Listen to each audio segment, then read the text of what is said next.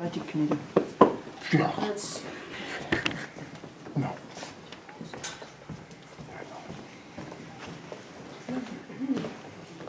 Oh, come on, Sonny. No.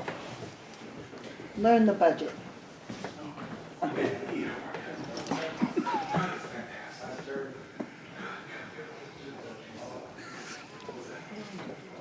Sonny, 70 minutes.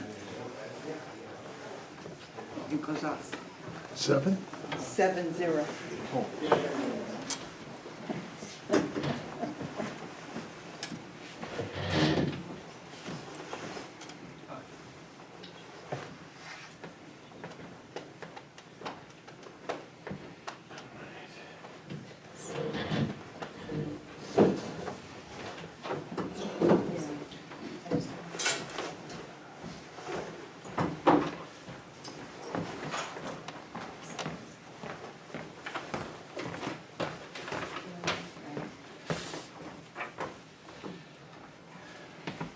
so, let's, we can take a look here. Hey, John, Hey, how are you, Julie? how are you? Good, how are you? Good. Let's take a look. So,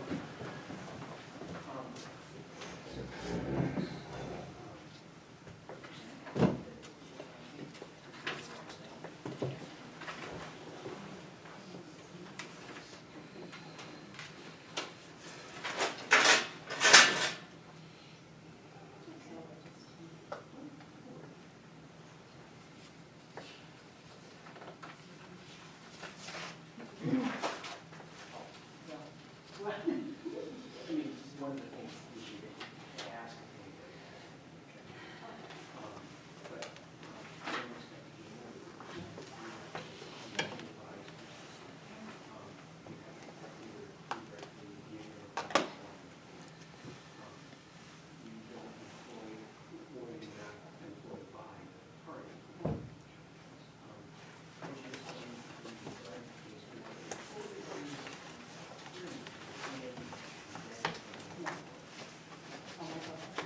So, and we'll, yeah, if you're comfortable, we'll put that on the record at the start of the hearing Yeah. and see if anybody has. All right, it's 7 o'clock. Yay. And we're all here. So, Sarah, are you all set? Yeah. All right.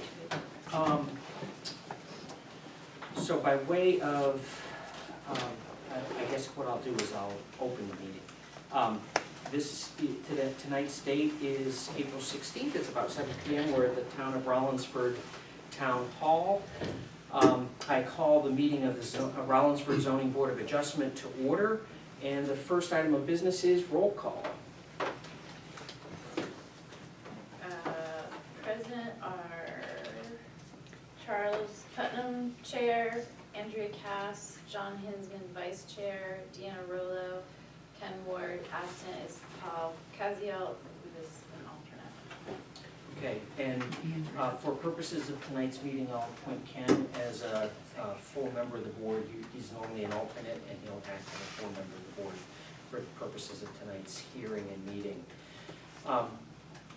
I'm gonna depart from our normal order of business, which is to go right to public hearings, because it's the month of April. Our rules of procedure require us to elect officers in the month of April, and in order to have officers in place to hold the hearing and write the orders, we should make sure that we have properly elected officers for the Board of Adjustment. I'll remind members of the Zoning Board of Adjustment, we probably should get down to Town Hall and get sworn in again.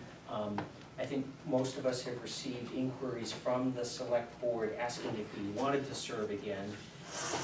And I'm always confused whether we have 1 or 2-year terms as members of the board. But if we've been reappointed, we should probably get sworn in. If we haven't been sworn in, though, we can hold over under RSA 41:57A.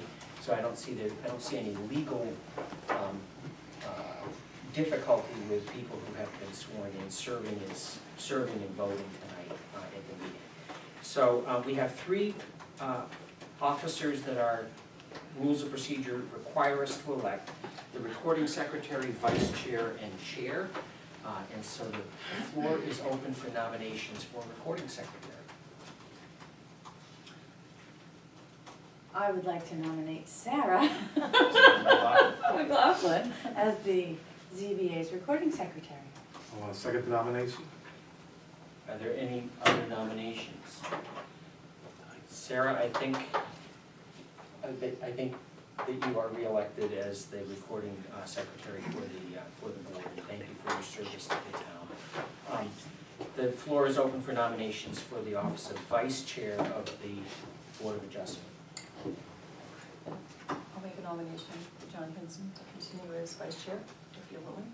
I am willing. All right, is there a second? I second that motion.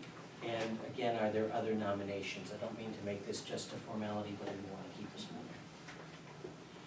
Again, hearing no other nominations, we'll cast a single vote for John Hinsman as vice chair. Thank you for your service. And I need to step down and let you chair for the nominations for chair. So, are there any nominations for the chairman of the Rollinsford ZBA? Okay. Charles Putnam. All right. Second.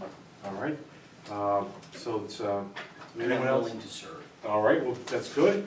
And are there any other nominations for chairman? All right, there being none, the board casts a single vote, a unanimous vote in favor of Mr. Putnam continuing as chair.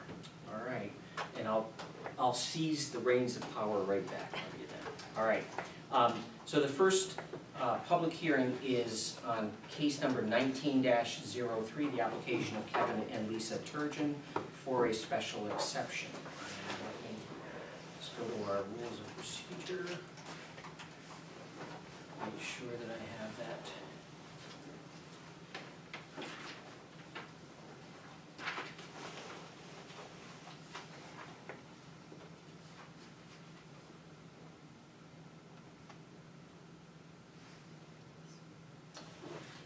All right, so that hearing is in session, and I'll ask for the recording secretary's report on the first case. So all abutters were duly noted, and it was, the notice of the hearing was posted in Foster's to the Democrat. Do you want me to read the? Why don't you summarize the application first? Okay, so the case before us is 1903, Kevin and Lisa Turgeon of 22 Green Street, Somersworth, who are seeking a special exception to zoning ordinance Article 5.4 non-conforming lots.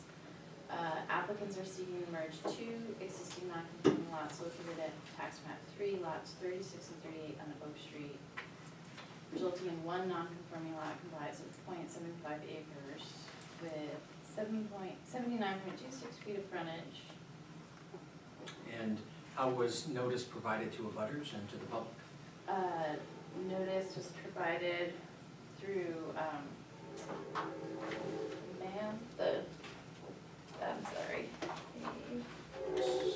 certified mail and. Return receipt requested? Notice was posted in the library and in the town hall and also in Foster's. So what we'll do is we'll ask the attorney Bruton, who's representing the applicants, to present first. The board members may ask him some questions. Then I'll ask if abutters or members of the public have questions that they'd like us to ask the applicant. And then we'll, during that time, members of the board may also ask questions. Mr. Bruton. Thank you, Mr. Chair, members of the board. My name is FX Bruton, and I'm with Bruton and Barabee. And I'm going to interrupt you right off the bat to disclose Ms. Rollo is a county commissioner, and my understanding is you do some work for the county. Do you have any objection that you believe requires her to recuse or disqualify herself from this? No, I'm not currently representing the county on any issue at all, and it's only in an official capacity as well. I've never represented Ms. Rollo personally. Okay. I think it's fair to make the disclosure, and I appreciate Ms. Rollo for doing that. Is there, from the standpoint of the public, any objections? again, seeing them, go ahead and proceed. Thank you. So, again, from Bruton and Barabee, and I represent the applicants. This is a project that started out in a more conceptual basis to utilize the two lots that are presented as each having a single-family home. That idea was discussed around December of 2018. That project went through a number of iterations, and after a period of time, they asked me to take a look at it as well. And my first step was to talk to John Krebs, your town planner, and we were talking about some of the issues that that plan presented, and we came up with what worked for the applicant, which was rather than treat these as two lots with the access that they have through the right-of-way, let's think about combining them and kind of reducing the scope of this project. So my clients were asked if they would consider creating more of a duplex feel with relatively small living square footage. Both of them, as you can see on the current plan, are about 1,120 square feet per unit. So what that did was it removed our need to encroach upon any wetlands buffers that are actually depicted on the plan. So I'm gonna consistently refer to the plan, and I think I have extra copies if someone, if the butters wanted to kind of look at that at the same time. I'm happy to give up. Anyone wanna see it? Sure. Sure. So, if you look at the, kind of the northern portion of the second lot, there's some jurisdictional wetlands that are right at the end of that lot. That creates buffers, and the original plan, would we have moved forward with the single-family homes, would require a conditional use to be associated or close to those buffers over time. So again, the theory when talking with Mr. Krebs was, let's condense this and let's get out of the wetlands area. We were never in the wetlands per se, they're just the buffers. By creating this kind of plan in this collaborative way, we were able to locate two leach fields that then required no additional relief. It seemed to be a better plan. The property has a municipal water supply. And so the first step that we had to do, because we were looking at two non-conforming lots, is consider merging them into a lot which would be bigger but still non-conforming. Your regulations require a special exception in front of the board in order to build a new structure on a non-conforming lot. And it further requires some additional concerns that I've raised in the application. So the first requirement is to go to the planning board actually and ask to see if this is considered a reasonable use. So it's a little bit of a different approach in terms of a special exception, but nonetheless it was helpful to us because when we went, we were able to, again, flesh this out with the planning board, and we received a unanimous vote of approval in terms of it being appropriate.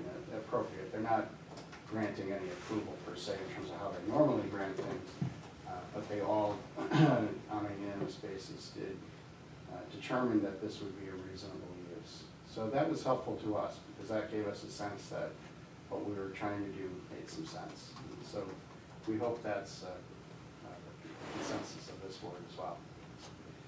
So the first test in that regard, again, relates to going to the planning board, and on February 5th, 2019, we did do that, and we did receive that approval. The second test under Article 11.32 asks whether the proposed use will be detrimental to public health, safety, and welfare, and not adversely affect the property values or improvements in the adjacent area. Our response is that this is a residential purpose. By combining this one structure, which is modest in its size in terms of being a duplex, we have done a couple of things. We've removed 2 driveways, we now have 1. We've stayed away from the wetlands and the wetlands buffer as well. We're taking 2 non-conforming lots and we're making them bigger, which is always helpful. And again, it's a residential use. By merging these and going forward with this plan, we will, in essence, take 2 structures that could be permitted and bring them into 1. So it does appear to be consistent with the neighborhood in terms of residential uses there, and thus we believe that we meet the tests in that second section of the requirements. The third is appropriate and adequate facilities will be provided for the proper operation of the use. That might relate more to your concerns with commercial uses. This is a residential use. Again, we have municipal water, but we also have 2 leach fields as depicted on the plan that meet all DES requirements, and again, do not require us to come for a conditional use permit to infringe upon the wetlands buffer. We think we meet that test as well. The fourth is that the proposed use will comply with the applicable regulations in the district. The duplex is a permitted use in the zone, and the zone is intended to have lower moderate residential uses.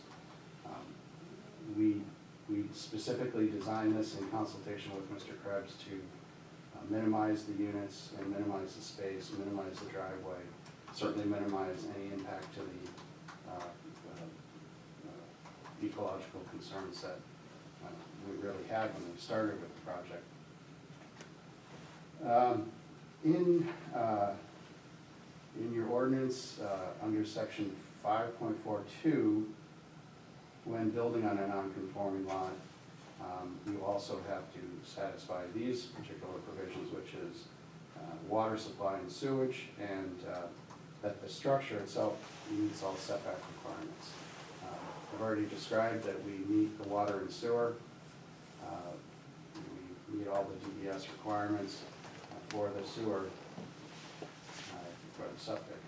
And the buildings themselves will meet all the setbacks despite being on a narrow lot that is non-conforming. So we think this is a positive result. We were happy to work with Mr. Krebs. We're also happy to answer questions and present this in front of the planning board and obtain their unanimous support. We think we've met all the criteria. We hope that you would agree, and I'm here to answer any questions. Questions from the board? We'll start with Mr. Ward. Ms. Rollo? No, not here. Mr. Hinsman? I have no questions now. Ms. Gass? I always have questions, Charlie. Which is all, it's a part of the process. Shall I call you Attorney Bruton or FX? We call it worse. You can call me FX. FX. So the lot size on the application, it indicates that it's 0.75 acres. Yes. Is that excluding wetlands and slopes, or is that inclusive of the entire parcel? No, it's the entire parcel, and again, and I think I said it in the beginning, but as a condition of approval, we would understand that this board would require us to merge the 2 lots. So the 2 lots prior to that are about a third of an acre, I believe. And so 0.75 would be the resultant size of the merged lot. Of the merged lot, okay, but that is inclusive of wetlands and slopes? That's correct. Okay. That's really my only question. I do have a question. Ms. Rollo? So, the 2 non-conforming lots still will be non-conforming at 0.75, don't we have a 2-acre minimum? Here in Rollinsford and a 200-foot frontage We do. for building.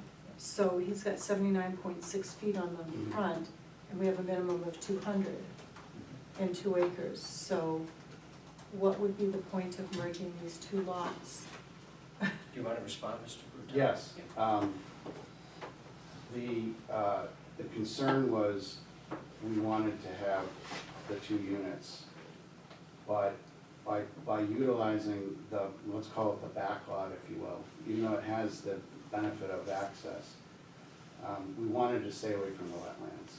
And so when we did that, we eliminated the ability to have any construction back there by agreeing kind of upfront to merge these two into one. So once we merge it into one, we would have to come back to you to unmerge it, because that would be a voluntary merger, which we couldn't do as a matter of right. And I would imagine, I guess I would say, I would hope that you wouldn't unmerge those lots.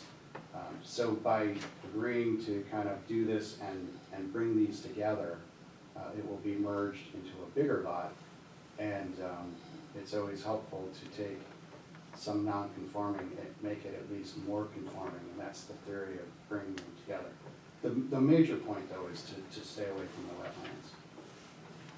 And it may also be helpful for you to summarize what 5.4 does, because section 5.4 of the ordinance allows the owner of non-conforming property to make certain use of the property subject to a finding that it qualifies for a special exception. Right, so the 5.42 does two things. It says, go get a special exception, and your ordinance in Article 11 gives you that criteria. And then it also says you can do it if you meet the following two criteria. That you have sanitary water supply and sewage disposal, which is what we addressed, and that the proposed structure meets all the setback requirements. That's the structure itself, which in this case it does. So you have those as more safety valves, so that if you're gonna allow someone to build on a non-conforming lot, you want, through your ordinance, these two things to be there, and in this case they are. You also want me to talk about the other section in your ordinance, which is a special exception, and that's why I addressed both of them in this application. And the other question is, how much of this lot, this new lot, this 0.75 acre lot, is actually wetland? If you look at the map, and I'm gonna kind of stand up so everyone can I've see this. I've got it, but I just- There's a little L here, if you go, yeah, and I'm just gonna point to the butters, there's an L here, that's the actual wetlands. The other dashed lines are the setback lines that your ordinance would impose. So there's not a lot of wetlands on the actual parcel itself, very, very small area. Okay.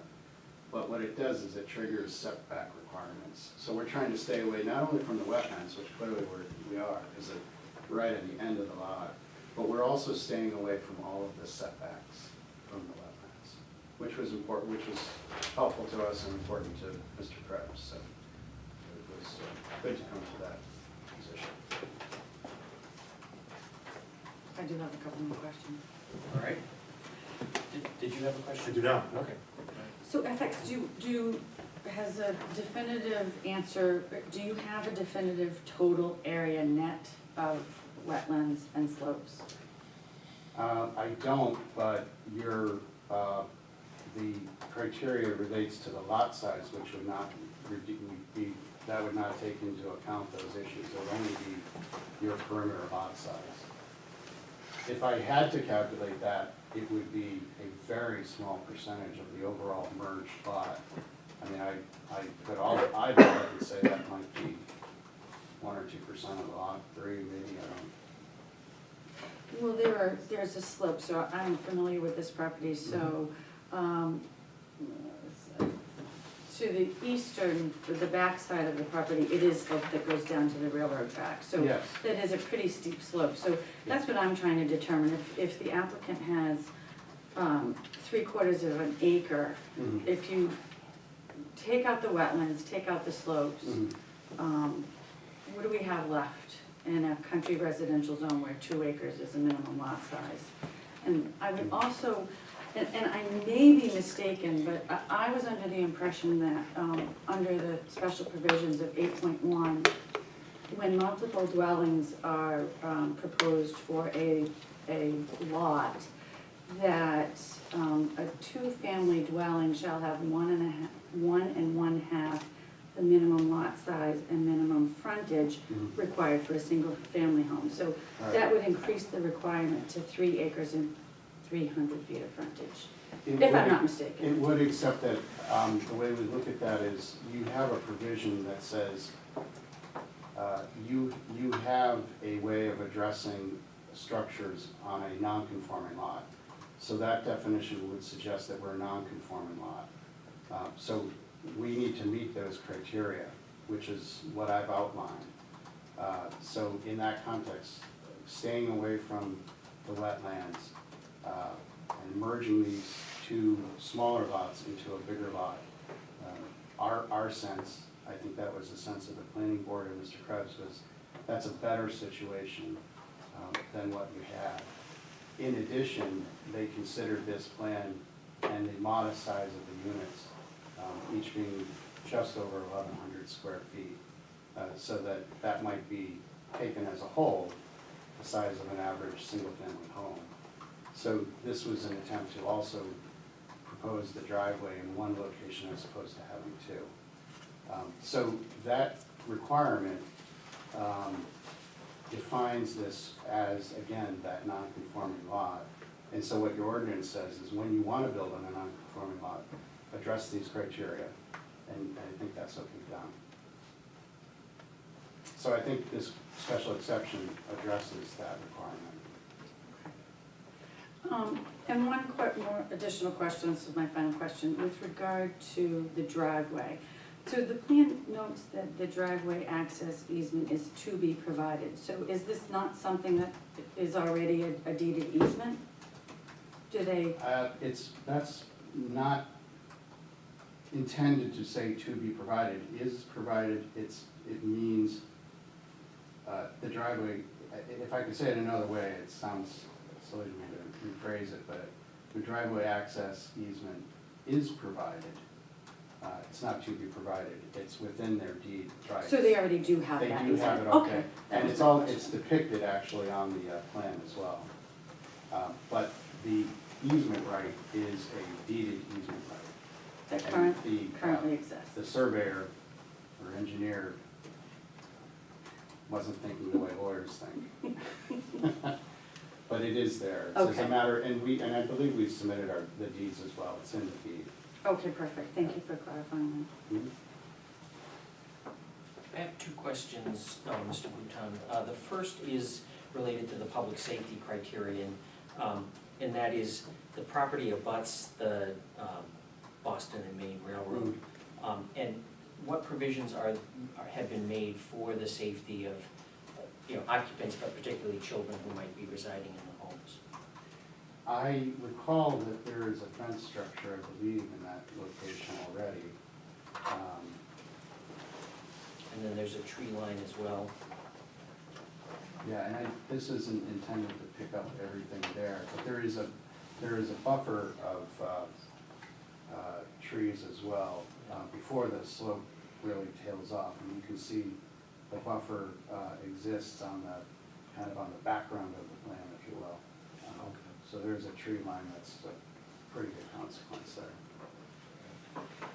And then, again, it's partly curiosity about the way the parcel has been configured. Mhm. It appears that tree line wraps around to the east and then to the south at the end of the property. And so I'm wondering, it seems like a lot of house on a small property, and I'm wondering why you'd be cutting off the remainder of the property with a tree line. Is that an existing feature, or? Not sure I'm following you. Are you talking about any position on the plan or? I can't tell you by position, it's on the legend, it calls it a proposed tree line, and it's a wavy line that wraps around. Right. I can- The idea is to create a buffer between the use and even the buffers of the wetland, to discourage a use that would be, let's say, residentially recreational. So for instance, like, we wouldn't want people to be thinking to put a pool back there or something like that. So the tree line kind of protects that area in a more environmentally sensitive way to kind of dissuade, if you will, really kind of utilizing this as the yard, because it's a buffer zone. So it goes kind of a little bit beyond what most applicants might be presenting to you. I think. And I'm sorry I lied, I said 2 questions and here's my third. But it appears that just off the parcel, this looks like it's incorporated a Google map image or something. It looks like there's a structure in the wetlands on the abutting parcel, is that correct? Or is that, am I not reading it right? It does appear to be that, it's not on this parcel, it could be non-conforming. But existing I'm not sure non-conforming. that it's technically wetlands there, because the wetlands has been delineated again through that L, and it stops Okay. between that line and the property line. So I'm gonna suggest to you that's probably not wetlands, Okay. and that only that little L or foot, it's kind of like, it looks like Italy. Yeah. Only that is the wetlands as depicted, not beyond that. Attorney Bruton, if you're granted the exception, in regard to the tree line, the proposed tree line, are your clients mandated to plant trees or not? As a condition of the exception, or could they choose not to? I actually like the tree line. As a safety measure in regard to the chairman's issue about children and so forth.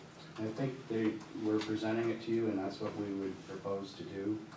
I mean, that's what we would do. That's a better way of saying it. I don't want to use the word propose.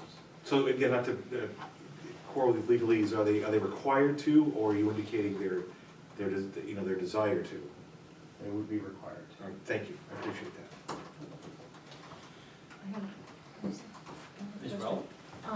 You're proposing 2 units here. Is there a reason why you've done that instead of just one? And Mhm. both these areas would be septic, leach fields and septic systems? Yes. The theory is that we started with 2 lots and 2 single-family houses. And the applicant owns 2 separate lots today. And they were convinced that the issues raised by Mr. Krebs made sense to kind of still have 2 units on 2 parcels, but merge them and reduce the size of the impact. If you would, you could imagine 2 single-family houses. The desire was to use the entire lot, but there's a likelihood we could put a single-family house in the back. That would have been much more of an impact, not only in terms of the size and the yards, which now really are precluded, but also the driveways.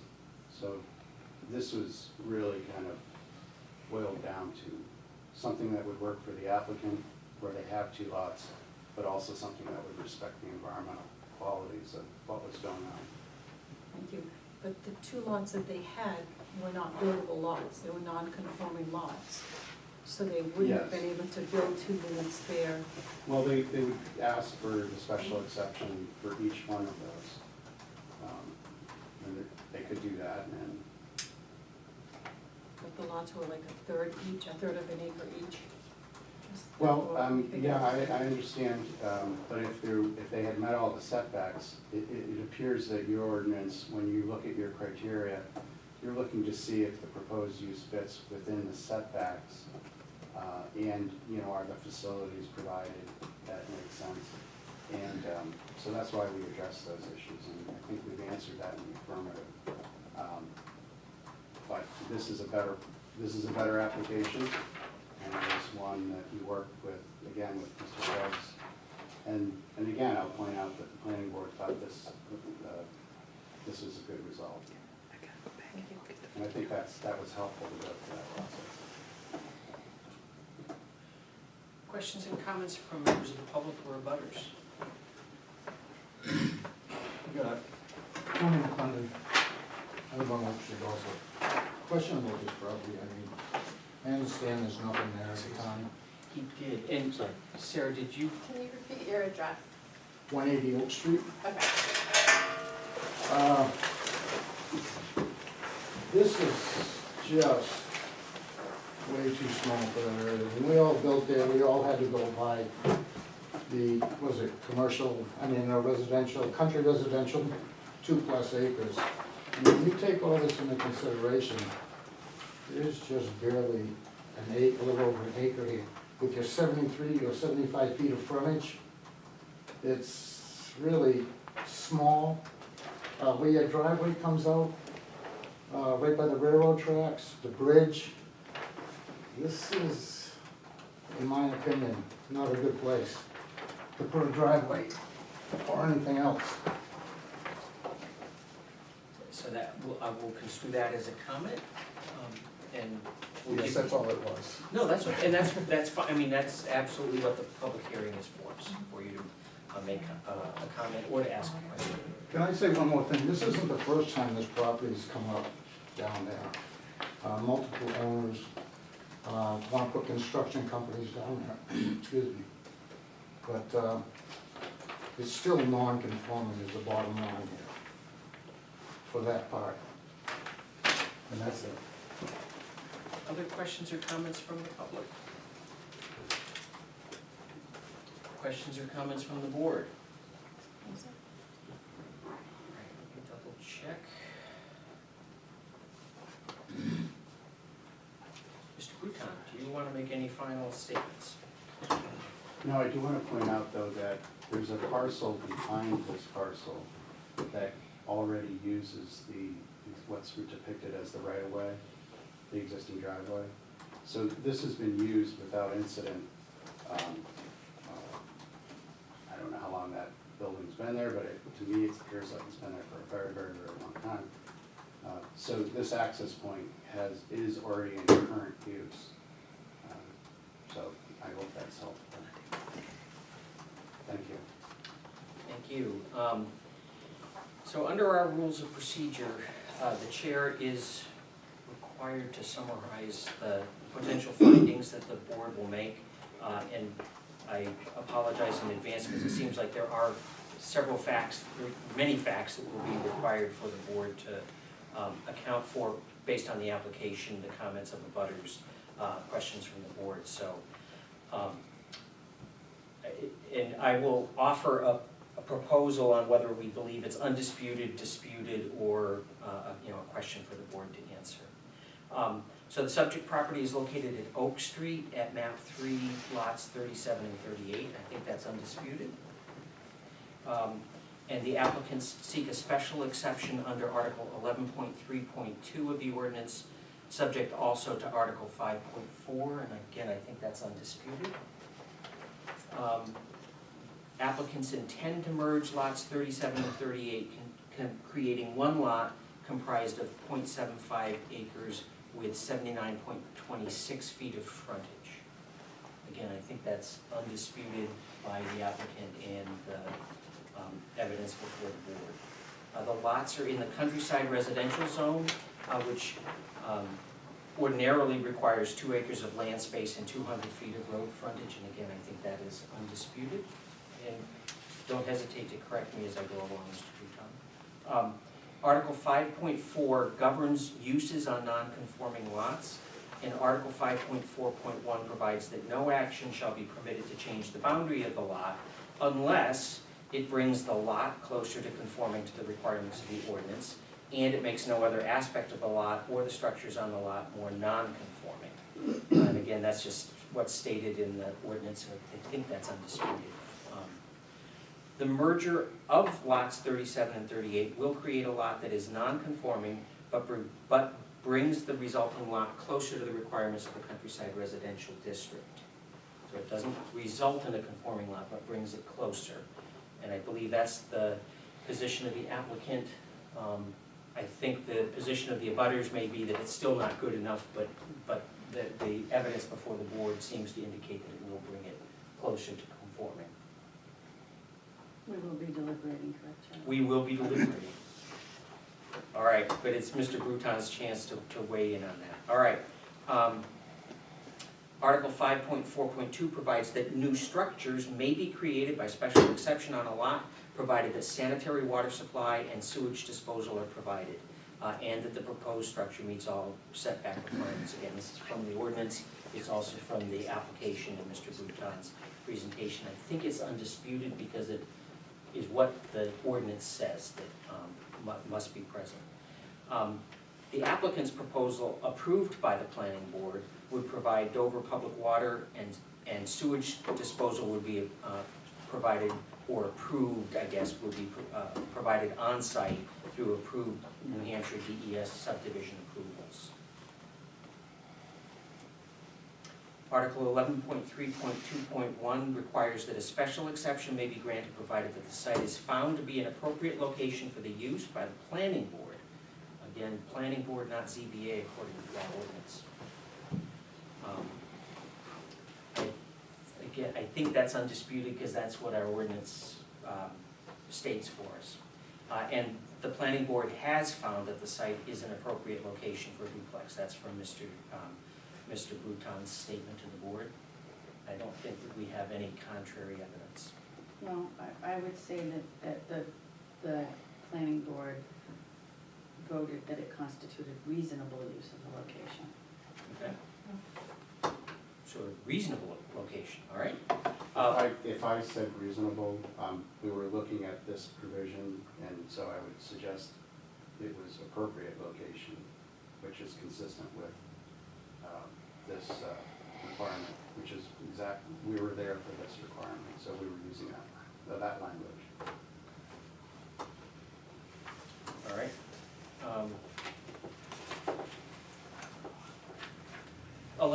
Article 11.3.2 requires that the proposed use not be detrimental to the public health, safety, or welfare, and that it not adversely affect property values in order to gain a special exception. Currently, the state of the record is that that's what the zoning ordinance provides. I don't think that that's disputed. I think it's also undisputed the property abuts the Boston and Maine Railroad line from the site plan and also from the presentation in response to questions. Applicants propose a tree line to protect the health and safety of children residing in the duplex. Applicants propose a shared existing driveway easement with the owner of map 3, lots 36, 36-1, and 39.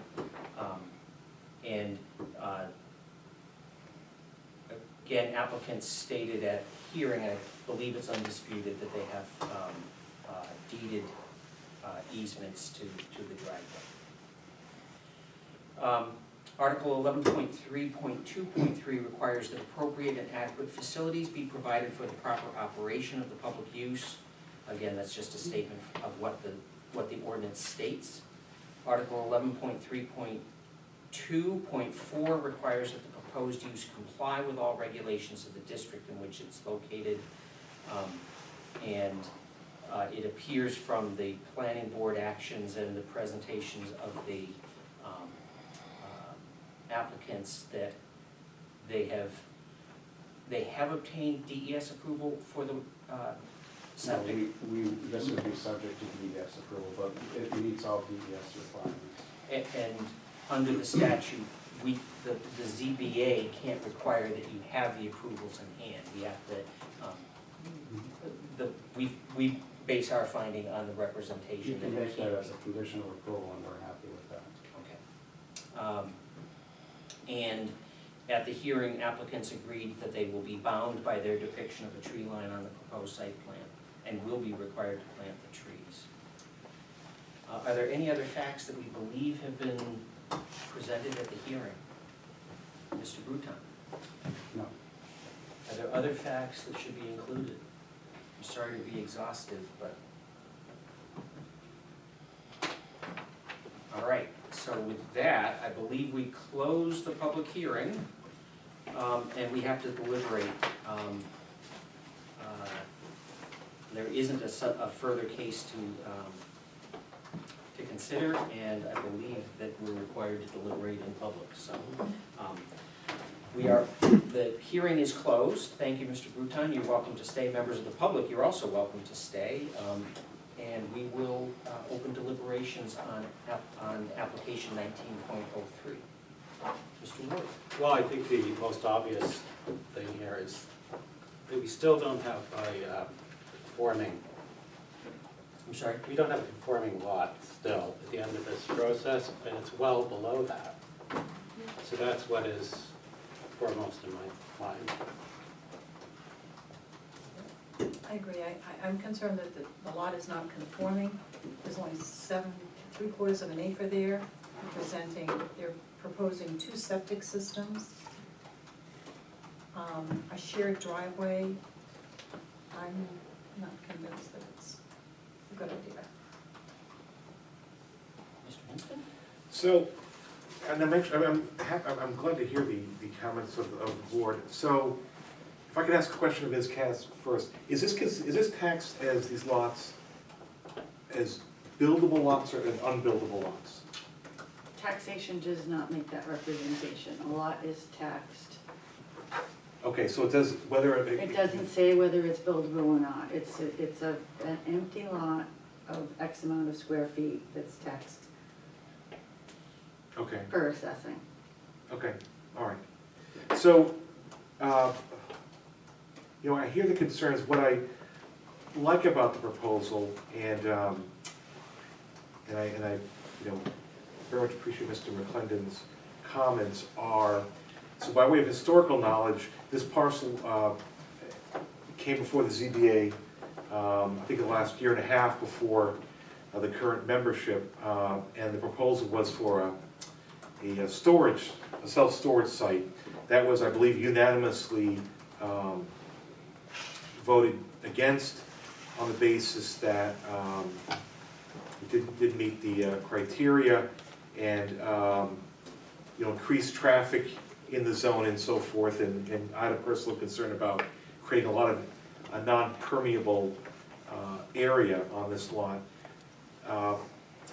So we have a lot here, or 2 lots, that are essentially is extremely challenging to make any use of. What I like about the proposal is that it puts the 2 buildings, or it puts one building on one parcel, and minimizes, in other words, maximizes open space. So instead of having potentially 2 buildings, or it's all congregated in one, you maximize the open space. By not requiring any more significant driveways to be constructed other than the small proposed driveways, you are minimizing, again, the creation of non-permeable surface. It's constructed well past the setbacks, so it's not going to be creating drainage, I don't believe, into the wetlands. We're creating a property which is going to increase the tax base by having an otherwise vacant lot that's going to continue to be vacant. So I'm leaning in favor of it, although I very much would like to hear the comments of the other board members. And in terms of the abutters here today, I understand his frustration with having to buy a bigger lot, but it seems to me that this is a proposal that would enhance the neighborhood, as opposed to a storage station or something else that might actually create, not impact negatively surrounding property values. Thank you. Mr. Ms. Cass? Well, I feel that the construction of a 2-family dwelling on such a small parcel is possibly taxing, or too taxing for such a small lot. The applicant indicated that they could put a house on each lot. I would question whether or not they could actually do that. And this is really no net change. They're still trying to put 2 buildings on a very small footprint, just moving it towards the front of the property. Again, I am still questioning, so have we determined as a board that section 8.1 for multiple dwellings on a lot is not applicable, and therefore an area would increase by 1.5 times for a two-family dwelling. I'll respond as a member of the board. Yes. And as a. And I'm looking to my other members, is this something that we're not taking into consideration? I believe it is not applicable Okay. because of the existing non-conforming use, existing non-conforming parcel provisions of the ordinance. But with the elimination of the lot line, to me, it opens it up to current zoning, because the two existing non-conforming lots have been eliminated, and you're creating one non-conforming lot. Does that not make current zoning apply? Okay, so it's still the 2 acres with the 200 feet of frontage, The proposal is to create a new merged lot. one lot, Right. okay. I am leaning against the proposal. I do feel that the area of 3/4 of an acre, which does not include wetlands and slopes, I feel that it's far too small, when 2 acres is the requirement in a country residential setting. Additionally, the frontage of a 200-foot requirement, it's less than half of that at 76, I think, some odd feet. I know Oak Street is a very heavily traveled road. I'm not sure if ingress and egress to the proposed site would pose additional hazards. It is a difficult driveway to see. If you're heading from Dover, I guess it would be heading westerly up Oak Street. If you're heading easterly, then you're on that side of the road, so it's not as difficult to see. I guess that's my input at this point. As a member of the board, I'll take a turn. So I'm relatively new to the board. I've been on the board about a year. I previously served on the planning board for about 20 years. But I'm new to this process, and part of my getting prepared for tonight's hearing was to go back to the OSI ZBA manual. And that's often, I can't remember what it is. It's the state office that provides guidance for ZBAs. It's kind of the authoritative handbook for ZBAs. And the section on special exceptions starts with this quote from the case of Shell Oil versus Manchester, which was decided the same year I was born. If the conditions for a special exception are not met, the board cannot allow it. However, if the conditions are met, the board must grant the special exception. So as I understand it, our job is to apply the special exception requirements of 5.4 and the special exception requirements of 11.3 fairly strictly.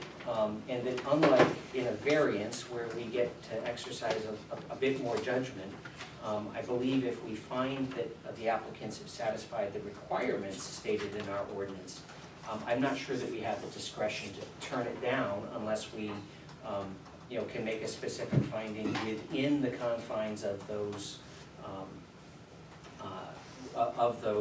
requirements from our ordinance. I'm happy, I feel free to correct me, members of the board, but I think that's where we were. And as I prepared for the hearing, I shared the sense that this is an awful lot of house for a very little amount of land. But unfortunately, fortunately or not, I mean, I believe it does meet the requirements that were set forth. It has water, it has sewer, it is more conforming than it was. It has reduced the number of potential driveways.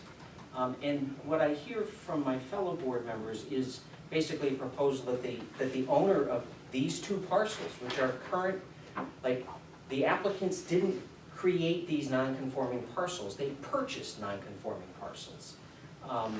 And under the zoning ordinance and under the laws of our state, this board doesn't have the power to say to the owner of a parcel, you can't do anything with the parcel.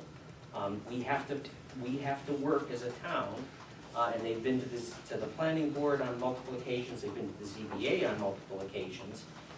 Our answer, we can tell them they don't meet our requirements, but we can't tell them that they can't do anything with the parcel. And you can imagine any of us owning a piece of land being told by the government, you can't do anything with that piece of land. So I do think that they have met the requirements of 11.3. One of the reasons I was asking about safety, I think that the open question is whether or not the driveway burdens the existing easement, but it's an easement that already serves both parcels. So the proposed use that the owners of these parcels could make is they could come before us seeking permission to build on a non-conforming site, seeking some relief to build 2 houses on each of those parcels. And what they've done is they've pulled back that the scope of their proposal and made the house a little bit smaller, made the impacts on the wetlands much less. And so I believe that they have met the requirements of the ordinance as we have stated it, as we as a town have stated it in the ordinance. And so even though I'm very sympathetic to the position of the abutters and my fellow board members that this is a lot of house for a small area of land, I think that they have met the requirements of the ordinance and of state law. We are still in deliberations. We don't have a motion yet, either to approve or to deny. So One of my questions is then, if this has been before Z-Board before, why was it denied? Not this particular proposal. you know, Other proposals, To merge those 2 pieces of property? to establish a different use. right, I don't think I have any knowledge of that. Okay. It would be the different proposals, for instance, a storage station, a self-storage station on the entire lot. I think there's a reference by someone, maybe the abutter, that a construction site there, but not this particular arrangement. And so the proposal that they made before to do the construction site or whatever, what were the concerns with, they were trying to merge 2 properties at that time? Or just, I don't know, but I is think there my, history with that? That's what I'm wondering, is what the history is, why there's these, merging of these 2 properties were denied prior to us. no, the previous proposal was to put in a storage facility there. So it was to Just put in a across the commercial whole- use, yeah. Gotcha. It may not have been these owners as well, but the applicants. It's likely it was not. It was, but is that really relevant if it comes before Z-Board, whether it's the prior owners or not, if it's been denied? No, it's not binding. So that particular application can't come back. My point, Deanna, was that the town can't say, so, let's see, the fact that the lot is non-conforming is likely baked into the sale price, so the purchase Okay. price of the parcel. But the town can't say to the owner of a non-conforming lot, you can't make any use of this land. We can still apply the ordinance to it, but if they meet the requirements of the ordinance, I think that we are obligated to recognize that they have an ownership right similar to other landowners. And I do agree with you, Charlie, in that regard. However, I think the placement of a multifamily dwelling on such a small lot, they could certainly place a single-family dwelling on the lot and enjoy the property without any hardship. I'd be more inclined to approve merging of this property if it were a single-family home. But to create this on this small piece of property, especially with the septic systems, I just don't think that's something that I would be willing to. And, one of the criteria is it will not adversely affect property values or improvements in the adjacent area. I mean, I assume the duplex is being built for rental purposes and that the applicant is not gonna live in the property? Yes. Okay. So, I mean, I guess that's a question, is does that adversely affect property values?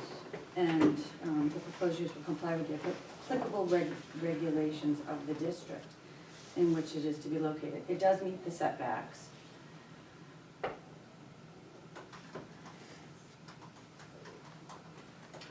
I am not saying that the owners of the parcel don't have the ability to build a structure on it. I do feel that a two-family dwelling is too much for such a small lot. I think a single-family home would be much better suited on such a tiny lot in an area where a 2-acre minimum is required. Are we ready for a motion?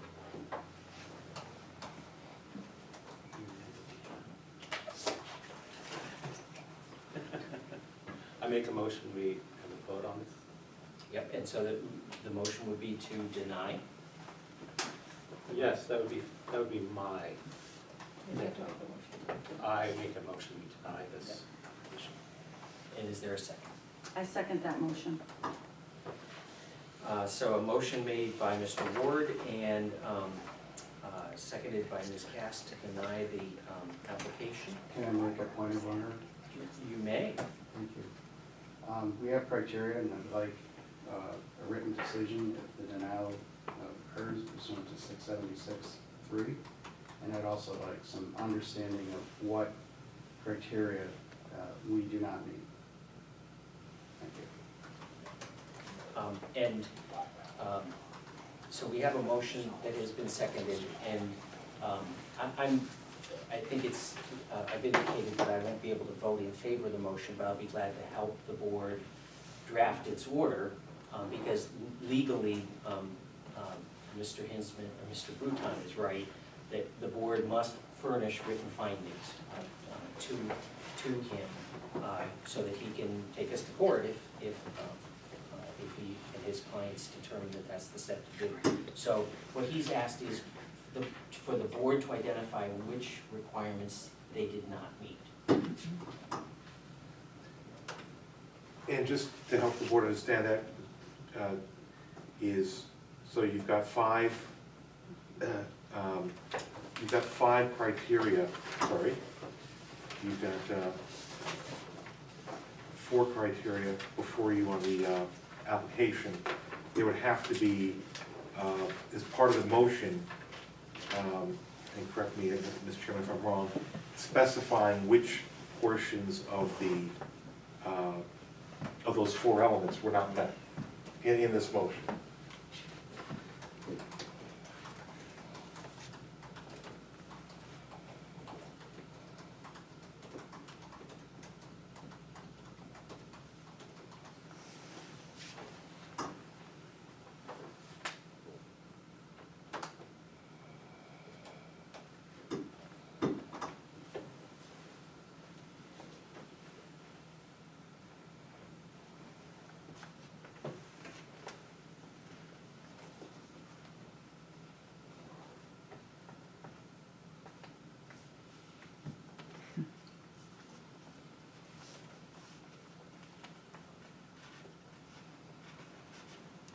I'm not familiar with this property, I'm familiar with Oak Street, but, how close are the houses to this property?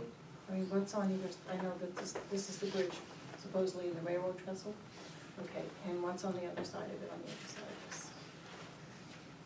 There's the land of, I mean, are there houses behind? You said there's a house house slope, here shown on the site plan. It's it's across the owned street, by Michael Poplawski. and that's across the street from this property? Well, this is Oak Street, so this is Okay. just Okay, so it's- oh, basically I see. land, and there's the driveway. Okay. And this is the railroad trestle.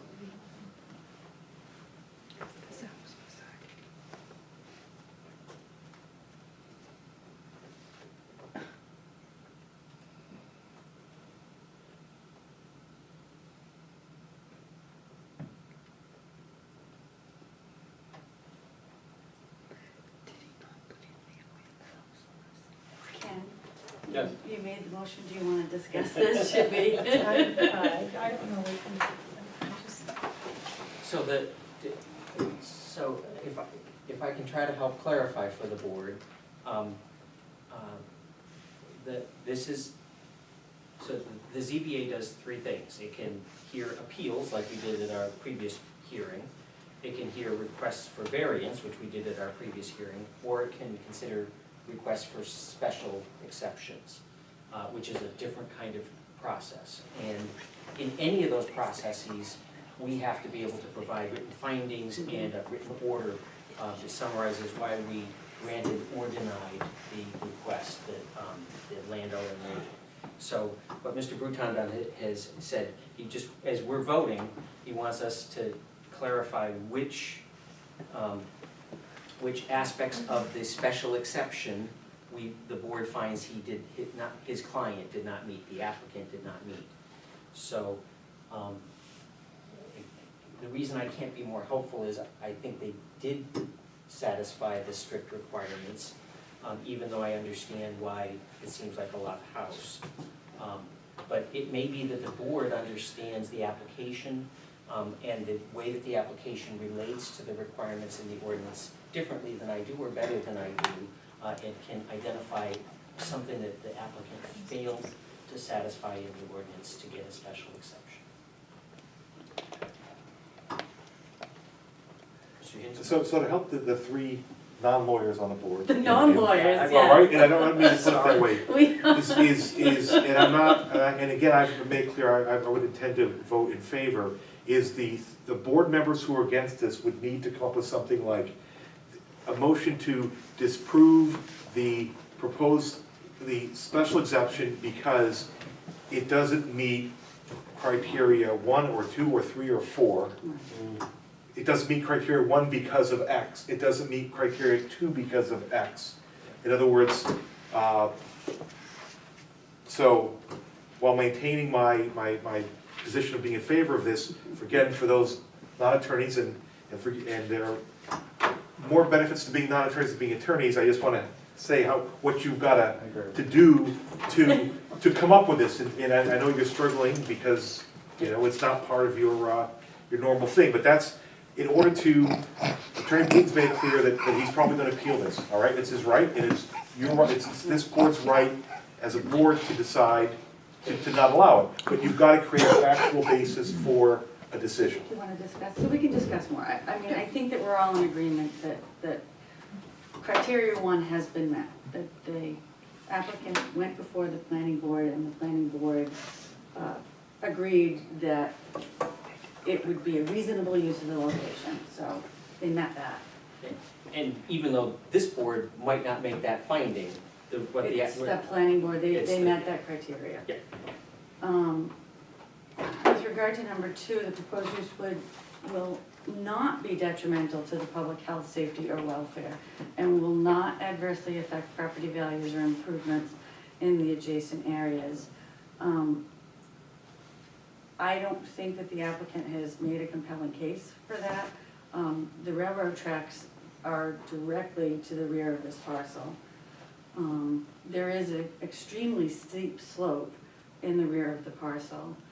And I think that ingress and egress to the property is a safety concern. So for me, I'm questioning whether the applicant has met number 2.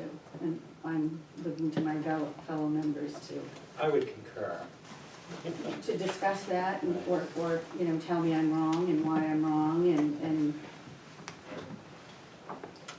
I would have to say, as far as the tree line, I mean, what kind of deterrent is that for a child or anybody? there's no specifications as to how tall these trees are gonna be. They could be saplings, they could be 20 feet tall, whatever. If the planning board had said within certain restrictions that this is a proper use of this property, why would, they don't have the capacity, ability to actually approve the merger of these two properties? No, the planning board cannot grant a special Okay, exception. okay, so they couldn't do that.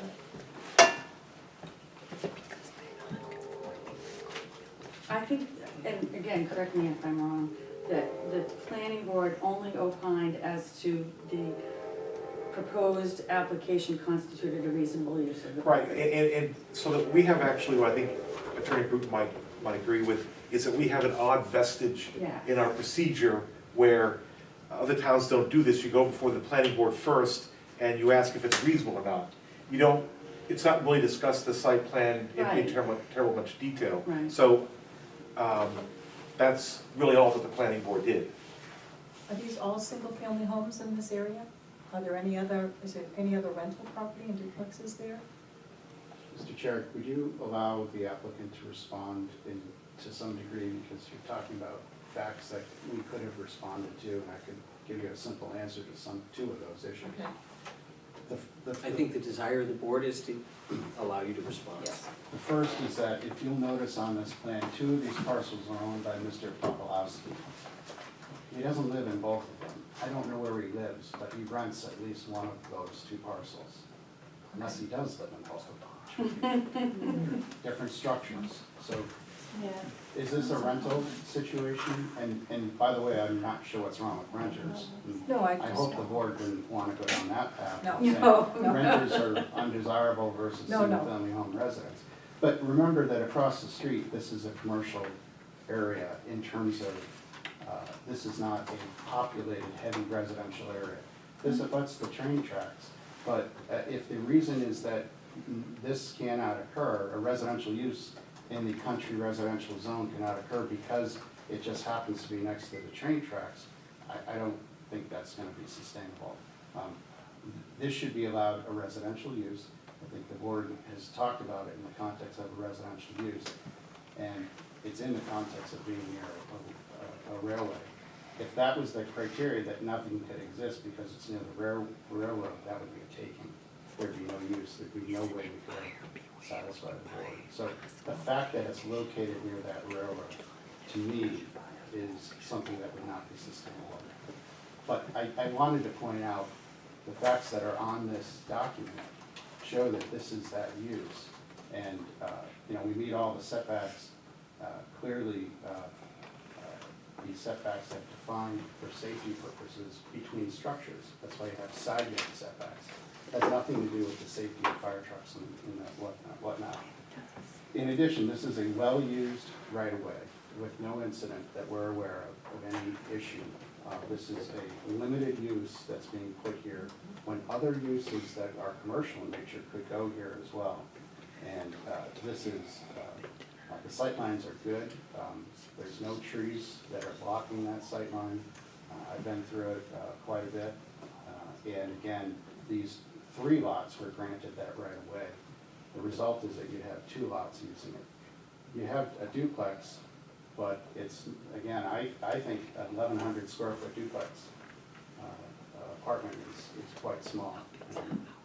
And I also would like to say one last thing is that we did use the language in the criteria that it would be an appropriate location, not just reasonable. I think that lends some credence to why we thought when we came out of the planning board that was important. Because those planners who, you can respect their job as much as you should expect them to respect your job, came to that conclusion that this is appropriate for this site, and that was unanimous. And I think that speaks volumes in terms of the concerns that you're parsing out vis-a-vis what the planning board has already determined. I'm looking at this, unfortunately, more mechanical in terms of do we meet setbacks, which we do we meet sewer, water? I believe those are the criteria before this board right now, because your ordinance put that burden as to whether this is appropriate on the planning board. So I'm not trying to be disrespectful to you. Those who know me know I would never do that, but I would also ask that you be respectful of what the planning board decided in that excuse me, in that context. Okay, so we're back in deliberation. But there still is not 200 feet on the road, which And is that's why part we're of here. our. That's like saying, don't grant a variance because it's not consistent with the ordinance. That's your job. These are safety valves. This is why you create this relief. Because we don't have 200 feet of frontage, we're a non-conforming lot. with us, you have to ask for this relief. And if we meet the criteria, I wouldn't have said it as directly as a chair did, but I would in other ways, that yes, you shall grant the relief. And there was a reference to the word hardship in your deliberations. And I think it was at this end of the table. Andrea. Yeah. That's obviously not the criteria. We know hardship relates to the variance, and that's not the criteria.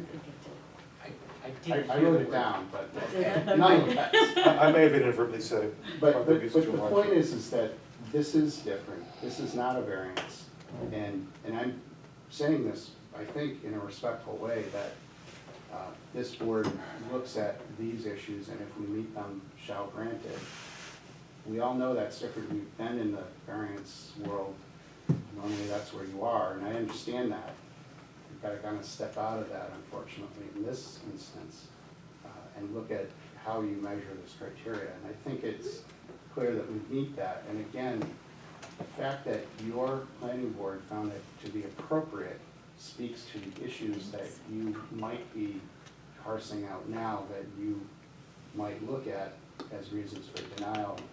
And I would ask you to respect what they did and what they found, as much as if I So, was Mr. with them. Blucon, I'm gonna cut you off there. I think the board is in deliberations now. We've allowed you a chance I to make appreciate further that, and I response. understand that, thank you. And I wanna be equally respectful to the, process of the board. This is your hearing, and, you know, yeah, so go ahead and deliberate, and I'll stop talking. So we're taking two non-conforming lots and making a bigger non-conforming lot, Yes. that even at that point, it will still never meet the criteria that we have for building in this particular location for 2 acres, 200 feet on the front. Yes. But that lot existed before this applicant owned it. This applicant did not create the non-conformity.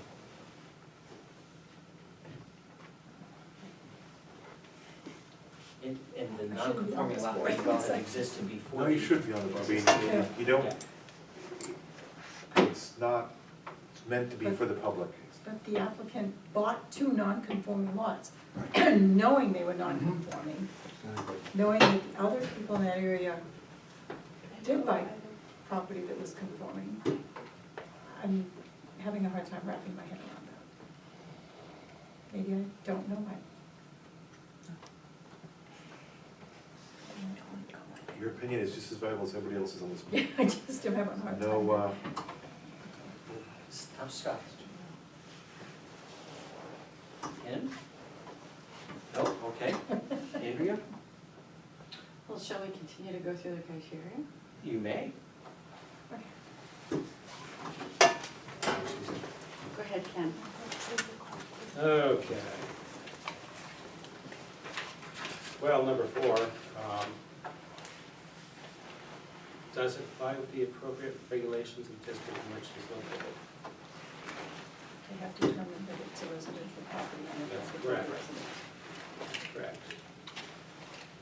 It does comply with that, It does meet the setback requirements.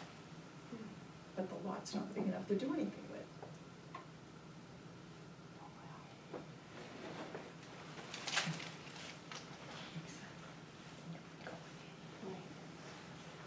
I don't know if this, I don't want you to feel like the lawyers are bullying you, Deanna, but, part of the idea behind 5.4 was to create, so the owner of a non-conforming lot can request a variance. To make it less, and sometimes in granting variances, the ZBAs, find themselves in even more difficult positions in terms of allowing the owner of a property some reasonable use of the property. And as I was on the planning board when it adopted or expanded 5.4, the Article 5 related to non-conforming uses. The idea was to create a bit of a safety valve so that there were fewer variance requests, and we made it a little bit easier for landowners to make a reasonable use, appropriate use of their property, and to try to give them incentives to bring it closer to compliance. Your point is well taken, that it's still a non-complying lot. It's still non-complying in terms of frontage. And I don't know if it's any help that they're basically taking advantage of the safety valve provision of the ordinance. I'm trying to seek it.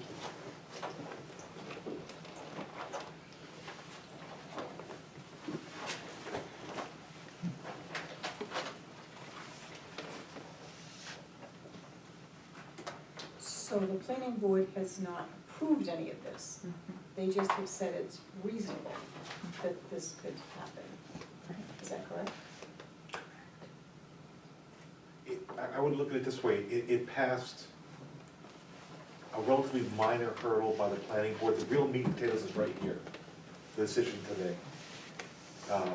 I wouldn't get, yeah, that's fair, Mr. I Chair? think that's fair.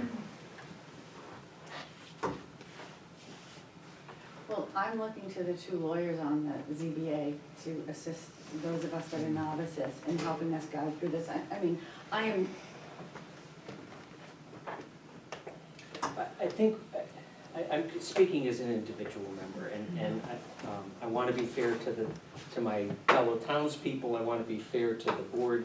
I don't disagree with your immediate reaction. This is a lot of building on a small parcel. I think it's a well-presented application that meets the letter of what the town has to grant a special exception for. But I don't think you're being, I mean, I do feel committed that I would vote to approve it. sure.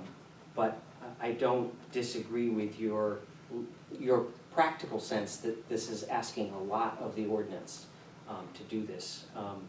I think for me personally, part of what is persuasive is the extensive process they've been through to work with Mr. Krebs and the planning board to kind of scale it back and to bring it a little bit closer in. This was not part of our record, hearing record, but my observation on Oak Street this weekend was that on the other side of the railroad tracks, there's a long, low gray building that has maybe 3 or 4 units in it.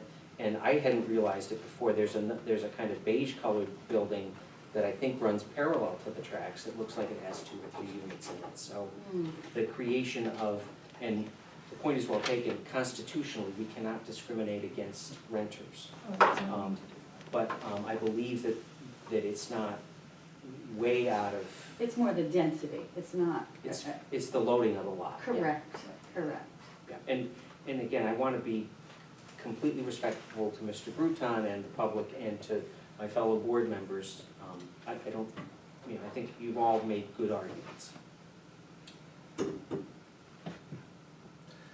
I'm going to respond and say, Andrea, that, again, I'm going to vote in favor, but in a respect, again, each one of your votes is as important as mine and Charlie's, is to move forward as a board tonight. If we're done deliberating, one of you folks that want to vote against it, it's got to articulate a motion that says, I move to deny the proposal because of X, Y, and Z, and kind of put it, someone's got to put it into language, and then the entire board needs to vote on it, so.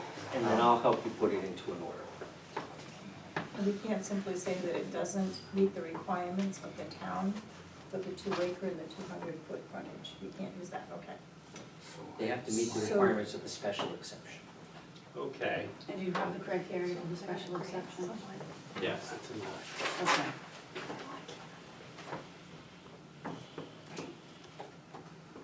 Would it be the board's pleasure if I asked if you could continue this so that we could at least, the applicant could at least, who couldn't be here tonight unfortunately, consider the comments of the board and then come back in a month before that vote is taken? And I'm not sure that I could promise you anything that would be different, but I think it would be helpful maybe to the board if we had that opportunity. I'd be okay with that. I don't have a, I think I'm all right with it. If the board wants, it's the board's pleasure, I'm happy to go on that. I'm good either way as well. Andrew? So are you suggesting, Mr. Buchan, that the applicants come and answer additional questions or? Yeah, and take in what the concerns were that were raised and try and address it if that's possible. If they I choose cannot to, say sure, that that's sure. the case, but unfortunately I couldn't be here tonight, and I'd like to give them that opportunity. And it may make that deliberation easier, and it may be the same, and I don't think this board loses any traction on that at all. If the board granted your request, would, part of that would be the public would be allowed to have further comment after hearing from your, My experience is that if we did come back, you would entertain that motion and most likely grant that, and that would be fine. That's, we wouldn't certainly object to that. I would support that. I would also. I would welcome that. Yeah. Okay, so, let's see. I don't want to be a stickler for parliamentary procedure, so it sounds like the board is agreeing to table Yes. the motion to grant or deny the application. And the applicant has asked us to continue or adjourn, not adjourn, recess this hearing or to, I guess, reopen the hearing, because we closed it to deliberate. We would suspend our deliberations and reopen the public hearing to allow the public and the applicant to provide further testimony to the board. So is there a motion to suspend deliberations and reopen the public hearing at a later date? Or just to be a stickler, to a date certain, which would be your next board meeting. We And made it a wouldn't call have- of the chair, so it'll be subject to negotiation. Oh, that's right, you don't, yeah, I Yeah. understand that. Yeah, we do not meet on a monthly basis, but And But just we to do make meet it when- more easier for your staff, because we then we might have to renotice, is there a date that you typically meet next Right. month that you could? yeah, so we would not have to renotice it. Because you can change, you can change the date. Yeah, you have to suspend to recess to a date certain, and you have to declare it at your public hearing, that's right. Do you know when your clients can attend? I'll make the, doesn't matter, they'll be here. Okay. We'll make sure that's the case. Do you want to do it in 4 weeks of the 14th? The 14th of May? Yes, Just double check. and what can happen procedurally is if that doesn't work for some reason, we can request a continuance as long as that date is set. And then we're more than happy to send out a notice. Additional notices. From our office to all the abutters that we've asked that it be changed to a different date. And then I believe you'd be in compliance. Okay. So on Tuesday, May 14th at 7 p.m., so does somebody want to make a motion to adjourn this, or recess this hearing and deliberations and reopen it on May 14th at 7 p.m.? I'll make a motion to recess. Motion by Ms. Rowell and seconded by Mr. Hinsman second? to suspend tonight, reopen for deliberation and additional testimony on May 14th at 7 p.m. Those in favor of the motion signify by saying aye. Aye. Those opposed? And I find that the motion carries. Thank you very much for your time. Appreciate it. Thank you all very much, and members of the public, thank you for attending. Let me just make sure that we don't have other things With on the our motion agenda. to adjourn. Oh, my notebook. Sarah, do we have minutes of a previous meeting? No, not yet. I need to clarify a few things. Okay. There was a lot. Okay, all right. And there's no unfinished business or new business, I assume, for you. You made it. So I guess we can take a motion to